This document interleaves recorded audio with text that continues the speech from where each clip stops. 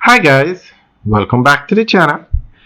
Today we're going to give you a tour or an update of the Portmore Resilience Park that's being built in Portmore. Now, this park is on track. According to the government, it's on track to be finished by September of this year, September 2025. So, guys, let us know what you think as you take the tour. Do you think it will finish by September? So we're going to go through an article that gives more information on what's happening here. The Portmore Resilience Park is being created with climate smart technology, which will assist in combating the effects of climate change.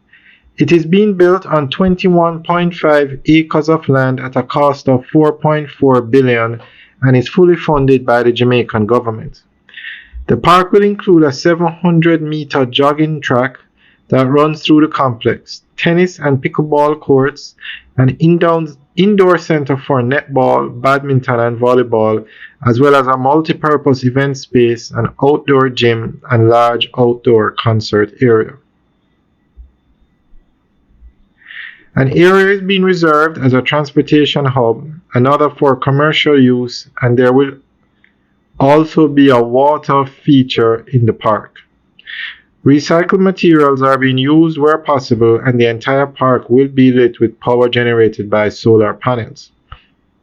The green areas will comprise drought-tolerant plants, and drip irrigation will be used to reduce waste.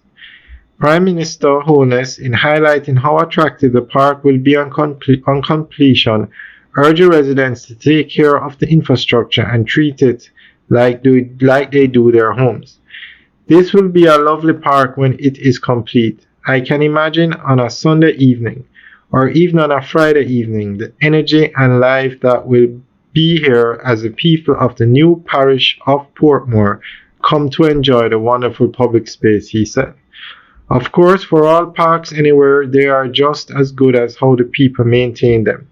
So yes, the UDC will be responsible for the maintenance of the park.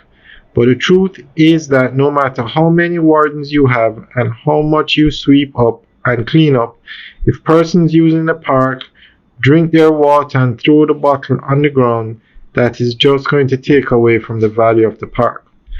So when the park is built, I implore all the persons who are going to use the park to care for it. Own the park as if it is your home and this is your front yard, Holness said. He advised that the park will be opened to the public about a month or two after it is completed, adding that he anticipates seeing residents utilize the space. Alright guys, that's the end of the update article. So let us know what you think. Leave your comments in the section below. Alright guys, enjoy the rest of the tour. Have a good day.